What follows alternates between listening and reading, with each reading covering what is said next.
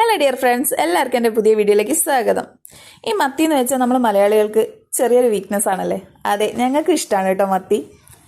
ഇത്തിരി മത്തി ഇന്ന് നല്ലത് കിട്ടിയപ്പോൾ ഞങ്ങൾ കരുതി അതൊന്ന് ഫ്രൈ ആക്കാമെന്ന്. അങ്ങനെ അതിൻ്റെ റെസിപ്പി ഒന്ന് നിങ്ങളായിട്ട് ഷെയർ ചെയ്യാമെന്ന് കരുതി.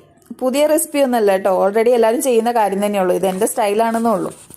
കിട്ടിയ മത്തി ഞങ്ങൾ നന്നായിട്ട് വരിഞ്ഞെടുത്തു.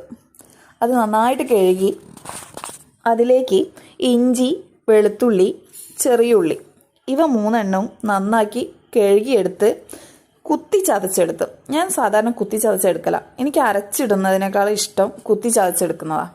എന്നാൽ അത് ചെറുതായിട്ട് ഇങ്ങനെ കടിക്കും അതിൽ, അപ്പോൾ ഒരു പ്രത്യേക ടേസ്റ്റാണ്.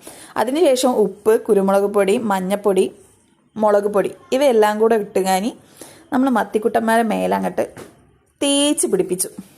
നന്നായിട്ട് തേച്ച് പിടിപ്പിച്ചു.